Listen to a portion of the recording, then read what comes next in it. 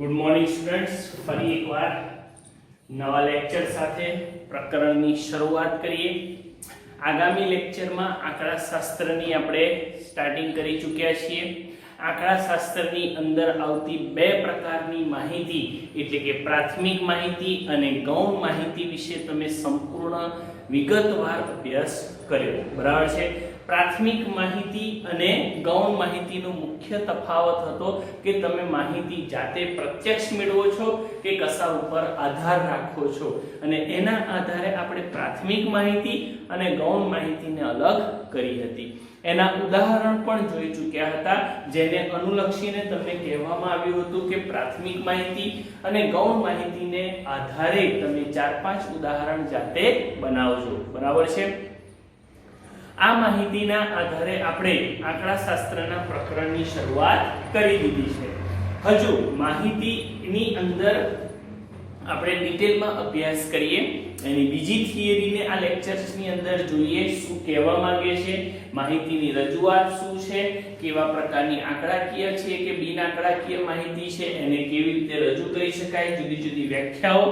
હવે આપણે આ પ્રકરણની અંદર શરૂઆત કરીએ. તો પહેલી છે વ્યાખ્યા, માહિતીની રજૂઆત. બે પ્રકારની માહિતી આપણે જોઈ ચૂક્યા છે, પ્રાથમિક માહિતી અને ગૌણ માહિતી. આ માહિતીની રજૂઆત કેવી રીતે થાય? જ્યારે તપાસકર્તા માહિતી એકત્રિત કરે ત્યારે એ કોઈ પણ રીતે માહિતી એકત્રિત કરી શકે છે. ત્યારે તે જે સ્વરૂપમાં હોય છે તેને કાચી માહિતી કહેવામાં આવે છે. શરૂઆતમાં જે માહિતી મેળવે એને કેવી માહિતી કહેવાય?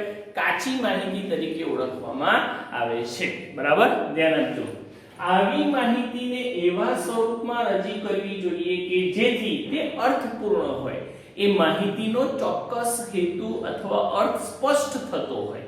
બરાબર, સરળતાથી સમજી શકાય તેવી હોય. હમણાં જ આપણે લાસ્ટ લેક્ચરમાં જે તમને ઉદાહરણ શીખવાડ્યું હતું એની અંદર શાળામાં ઉગાડેલા વૃક્ષોની સંખ્યા, એટલે તમને ખ્યાલ આવી જાય કે શાળાના પ્રાંગણની અંદરની વાત કરવામાં આવેલી છે અને એની અંદર રહેલા વૃક્ષોની સંખ્યા કે પછી વિદ્યાર્થીઓની સંખ્યા આપણે ગણવાની છે. એટલે કે એને સરળતાથી સમજી શકાય તેવી માહિતી હોય અને પહેલી નજરે જ તેના મુખ્ય ઉદ્દેશો જાણી શકાય તેમ હોય. આ માહિતી શા માટે એકત્રિત કરવામાં આવી છે એ એના ઉદ્દેશો સ્પષ્ટ થઈ શકે, એને માહિતીની રજૂઆત કહેવામાં આવે છે. માહિતીની રજૂઆત એટલે શું? ખ્યાલ આવ્યો? તમે જ્યારે શરૂઆતમાં માહિતી કોઈ પણ માધ્યમથી કે પ્રત્યક્ષ મેળવો છો ત્યારે એ માહિતીને કાચી માહિતી કહેવામાં આવે છે, અને પછી તમે એને વ્યવસ્થિત ક્રમમાં ગોઠવો, એનો ચોક્કસ અર્થ નીકળતો હોય, એને સરળતાથી સમજી શકાય તેવું હોય અને એના ઉદ્દેશ્યને તમે સમજી શકો, જાણી શકો. તો આ જે રજૂઆત છે શેની છે? માહિતીની રજૂઆત કહેવાય છે. આગળ વિસ્તાર. માહિતીના મહત્તમ અને ન્યૂનતમ મૂલ્યના તફાવતને. પહેલું તો મેં તમને શબ્દ વાપર્યો હતો કે આપણે હવે આ ચેપ્ટરની અંદર ચોપડીનો ઉપયોગ કરીશું. રકમ બોર્ડ પર ન લખી શકાય એટલી મોટી હોય છે, કારણ કે તમે સમજી શકો છો સમય આપણો એમાં જ બગડે. લગભગ અડધું આટલું લગીન બોર્ડ ભરાઈ જાય, આટલામાં કેલ્ક્યુલેશન ન થઈ શકે ઘણા દાખલાઓમાં. એટલા માટે આપણે રકમ જે છે ટેક્સ્ટ બુકના માધ્યમથી શીખીશું. બરાબર છે. એ જે રકમ આપી હશે એમાં જુદા જુદા પ્રકારની માહિતી આપી હશે. ધારો કે કોઈ ગામની વસ્તી હશે, બરાબર છે, કોઈ અમુક વ્યક્તિઓના બ્લડ ગ્રુપ વિશે માહિતી આપેલી હશે, એક કંપનીમાં કામ કરતા વ્યક્તિઓ જે 2 વ્હીલરમાં જતા હોય, 3 વ્હીલરમાં જતા 2 વ્હીલરમાં 4 વ્હીલરમાં જતા હોય એવા સાધનોની માહિતી આપી હશે, એની સંખ્યા આપી હશે, અને એ સંખ્યાના આધારે આપણે એને એમાંથી શું શોધવાનું? નાનામાં નાની સંખ્યા કઈ છે અને મોટામાં મોટી સંખ્યા કઈ છે? એ બંનેનો તફાવત એટલે કે માહિતીનો વિસ્તાર. આપણે આમ જોવા જઈએ તો આ રીતે પણ લખી શકીએ શોર્ટમાં. માહિતીનો વિસ્તાર એટલે કે મહત્તમ મૂલ્ય અને ન્યૂનતમ મૂલ્યનો તફાવત. મહત્તમ મૂલ્ય માઈનસ ન્યૂનતમ તફાવતને શું કહેવામાં આવે છે? માહિતીનો વિસ્તાર કહેવામાં આવે છે. બોલો ક્લિયર? નેક્સ્ટ ટાઇટલ છે માહિતીનું વર્ગીકરણ. ધ્યાન આપજો. નંબર 1 અવર્ગીકૃત આવૃત્તિ વિતરણ કોષ્ટક. માહિતીના વર્ગીકરણમાં પહેલી ઇન્ફોર્મેશન આપણે શેના વિશે મેળવીશું? અવર્ગીકૃત આવૃત્તિ વિતરણ કોષ્ટક વિશે. આ કેવું આવૃત્તિ વિતરણ કોષ્ટક છે? જુઓ, માહિતીમાં ચલની કોઈ નિશ્ચિત કિંમત જો n વખત આવતી હોય, એટલે કે 5 વખત આવતી હોય, 10 વખત આવતી હોય, 20 વખત આવતી હોય, 25 વખત આવતી હોય, એટલે કે n વખત આવતી હોય, તો તે કિંમતની આવૃત્તિ n કહેવાય. આપણે એ આવૃત્તિઓને શોધવાની આવશે. આપણને જે માહિતી આપી હશે, જે આંકડાકીય માહિતી આપેલી હશે, એની અંદરથી એને શોધવાનું હશે. એના વર્ગમાં એ કેટલી સમાવેશ થાય છે, એ કિંમતોને શોધ્યા પછી એને આવૃત્તિ ચિહ્ન દ્વારા કોષ્ટકમાં દર્શાવવું પડશે અને એને સંખ્યાકીય માહિતી દ્વારા પણ દર્શાવવું પડશે, જે આ પ્રકરણમાં આપણે શીખવાનું છે. ફરી એકવાર વાંચું છું. માહિતીમાં ચલની કોઈ નિશ્ચિત કિંમત જો n વખત આવતી હોય, તો તે કિંમતની આવૃત્તિ કેટલી કહેવાય? n કહેવાય. બરાબર? ઓકે. 5 વખત આવતી હોય તો 5 કહેવાય, 10 વખત આવતી હોય તો 10 કહેવામાં આવે છે આવૃત્તિને. ચલની જુદી જુદી કિંમતોની સામે તે કિંમતની આવૃત્તિ કોષ્ટકમાં રજૂ કરીએ. ફરી એકવાર મેં હમણાં સમજાવ્યું કે દાખલાની રકમના આધારે તમારે એ કોષ્ટકને એ કિંમતોને જોવાનું. કિંમતોમાં એ ચલની કિંમત કેટલી વખત આવે છે એ નક્કી કર્યા પછી એને આવૃત્તિ વિતરણ કોષ્ટકમાં રજૂ કરીએ. તેવા કોષ્ટકને શું કહેવાય? અવર્ગીકૃત આવૃત્તિ વિતરણ કોષ્ટક કહે છે, જેને તમે દાખલાઓના માધ્યમથી સરળતાથી સમજશો. અત્યારે એને ખાલી યાદ રાખજો. તો આપણે આજે શેની શરૂઆત કરી? લેક્ચર 2 ની અંદર માહિતીની રજૂઆત, જેમાં સૌથી અગત્યનો મુદ્દો શું આવ્યો? માહિતીનો વિસ્તાર. અને માહિતીનો વિસ્તાર એટલે શું? મહત્તમ મૂલ્ય અને ન્યૂનતમ મૂલ્યના તફાવતને માહિતીનો વિસ્તાર કહે છે, જેને સર્વપ્રથમ આપણે દાખલાની આપેલી માહિતી પરથી મેળવવાનો હોય છે. જે પ્રશ્નના આધારે તમને પૂછ્યું હોય એ પ્રમાણે આપણે શોધીશું. આગળ વધીએ. ત્યાર પછી તમે માહિતીનું વર્ગીકરણમાં પહેલો પ્રકાર શીખી ગયા, અવર્ગીકૃત માહિતી આવૃત્તિ વિતરણ કોષ્ટક, જેની આપણે હમણાં જ વ્યાખ્યાન જોઈ. હવે આગળ વધીએ. વર્ગ અથવા વર્ગ અંતરાલ. વર્ગ એટલે શું અથવા તો વર્ગ અંતરાલ એટલે શું? તો મોટી સંખ્યાની માહિતી રજૂ કરવા માટે, બહુ જ મોટી સંખ્યાની માહિતી હોય એને રજૂ કરવા માટે અને વાચક સરળતાથી સમજી શકે. પહેલું તો હજારોની સંખ્યામાં માહિતી હોય, બરાબર છે? વર્ગ આવા હોય 400 થી 500, 500 થી 600, આવા વર્ગો જે છે એને, હવે આવી બધી માહિતીઓ હોય તો એને કેમનું સમજવું, એને કેવી રીતે ગોઠવવું, જેથી વાચક જેને જોઈ અને સમજી શકે કે ભાઈ હા, આનો વર્ગ આટલો છે, આટલી સંખ્યા છે, ટુ વ્હીલર વાળા વ્યક્તિઓની સંખ્યા આટલી છે, ગામમાં શિક્ષિત વ્યક્તિઓની સંખ્યા આટલી છે, ગામની ટોટલ વસ્તી આટલી છે, એ આપણે સરળતાથી સમજી શકીએ. તે માટે જૂથોમાં ગોઠવવામાં આવે છે. આ જૂથોને શું કહેવામાં આવે છે? વર્ગ અથવા વર્ગ અંતરાલ કહે છે. દરેક વર્ગની લંબાઈને, એટલે કે ઉર્ધ્વ સીમા અને અધઃ સીમાના તફાવતને શું કહેવામાં આવે?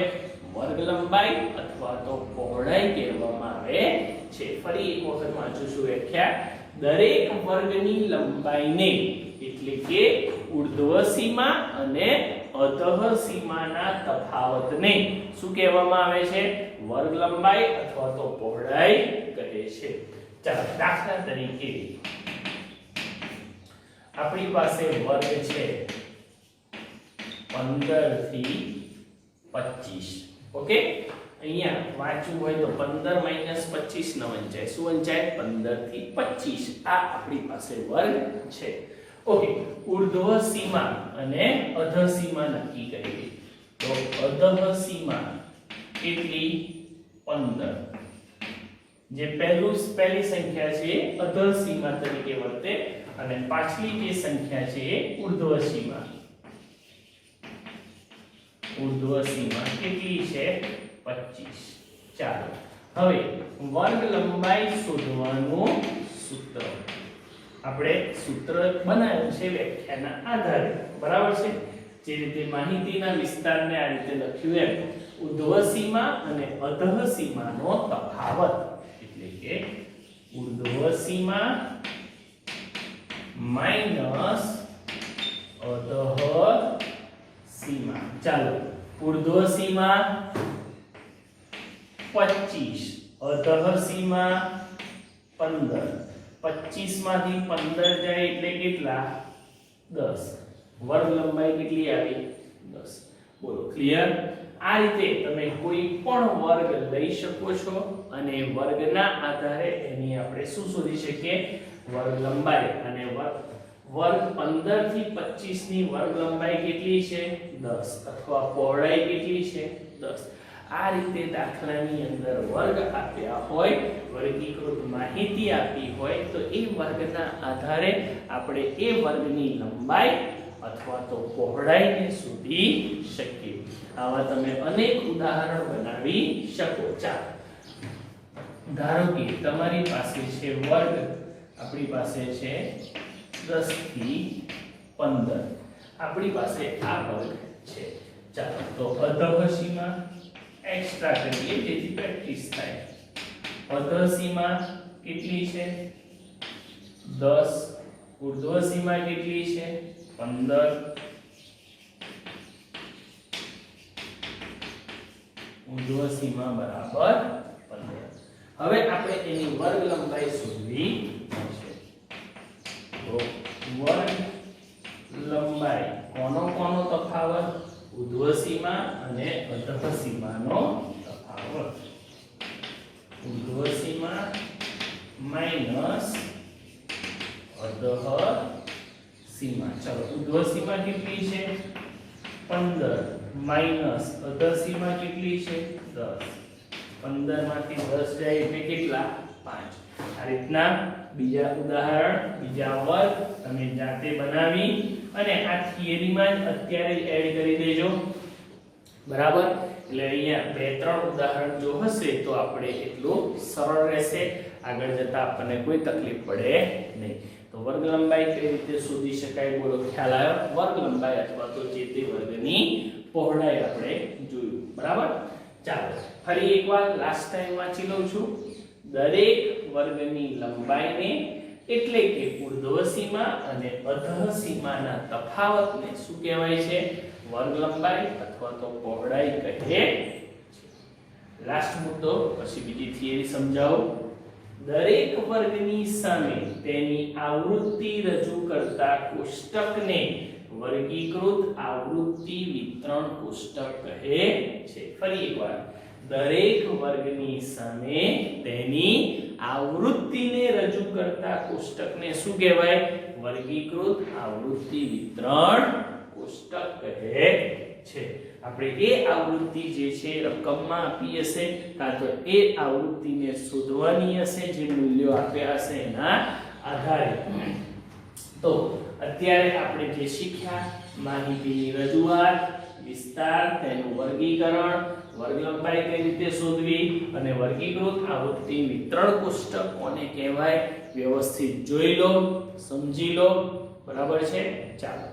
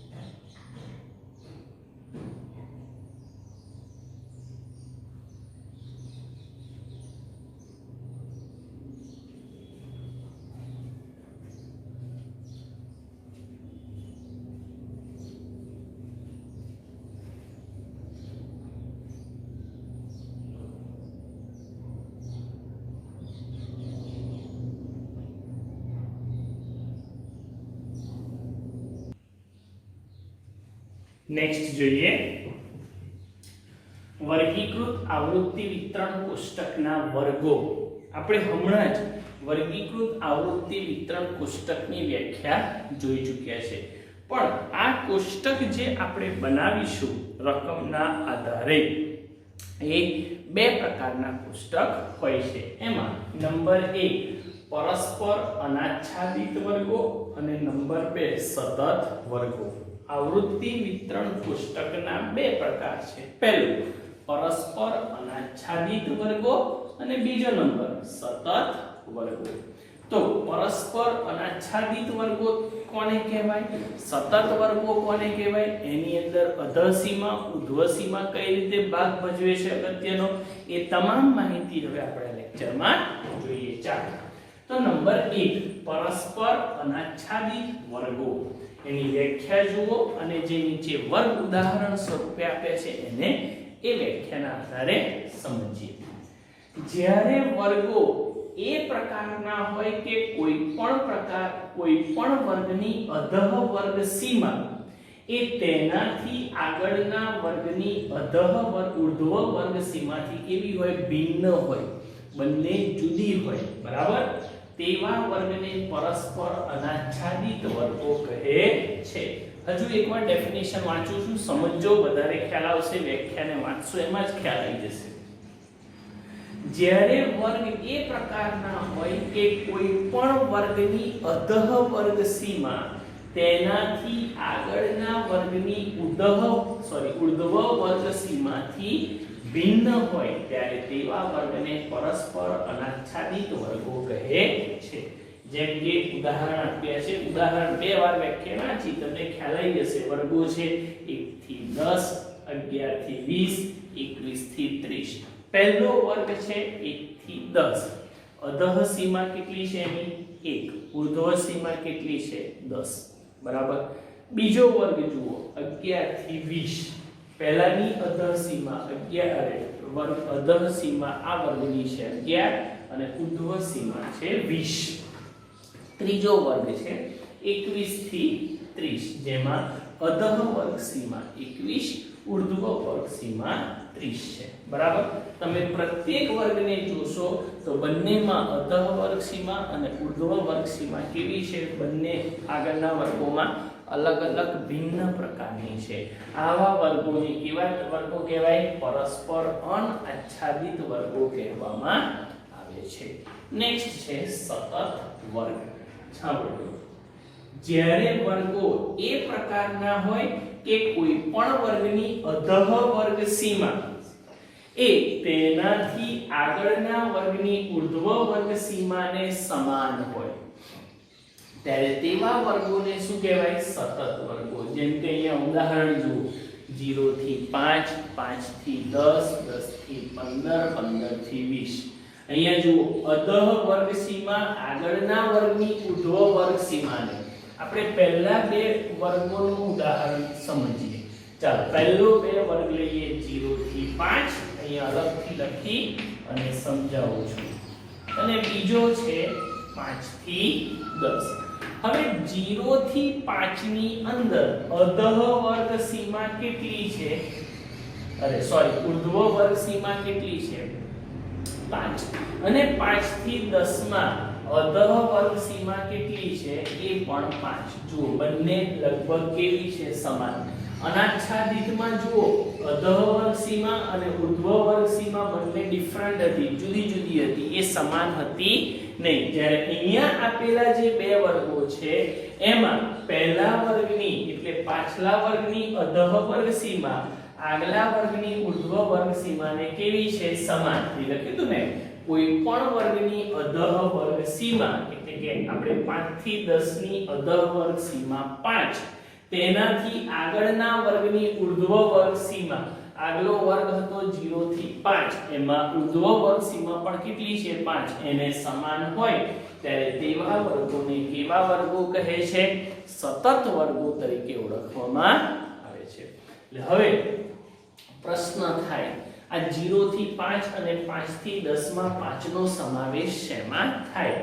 તો એના માટે લખ્યું છે સતત વર્ગો માટે નિયમ છે કે તેમાં વર્ગની ઉર્ધ્વ વર્ગ સીમાનો સમાવેશ થતો નથી. યાદ રાખજો, આ 5 નો સમાવેશ એના પછીના વર્ગમાં થાય, ઉર્ધ્વ વર્ગ સીમાનો સમાવેશ એમાં ના થાય. એ રીતે 5 થી 10 માં 10 નો સમાવેશ આ વર્ગમાં થશે નહીં. તો એ રીતે 0 થી 5, 5 થી 10, 10 થી 15, 15 થી 20 આ વર્ગો જે છે એ શેના તરીકે ઓળખાય? સતત વર્ગો તરીકે ઓળખાય. બરાબર. આ બધાનો ઉપયોગ, આ સમગ્ર થિયરીનો ઉપયોગ અને પછીના લેક્ચરમાં આપણે સ્વાધ્યાયની સ્વરૂપમાં જે દાખલા આવે છે એને અનુલક્ષીને ગણીશું, સમજીશું, જોઈશું અને એ પ્રકારે વર્ગીકૃત માહિતીને મૂકવાનો પ્રયત્ન કરી અને આપણે બધા દાખલા સમજીશું. બરાબર. આજના લેક્ચરમાં જેટલી પણ થિયરી લખાઈ છે સરસ રીતે નોટબુકમાં ઉતારી દો. તમારા વર્ગ શિક્ષકને તમારું વર્ક મોકલતા રહેજો. બીજી ખાસ સૂચના, આપણે સતત 2 લેક્ચર્સથી જે થિયરી જોઈ રહ્યા છે એ થિયરીને તમે વ્યવસ્થિત તૈયાર કરી અને રેડી રહેજો, જેથી કરીને દાખલા આપણે હવે આના પછીના લેક્ચરમાં જ્યારે શીખીએ ત્યારે આપણને કોઈ પણ પ્રકારની તકલીફ પડે નહીં. ઓકે.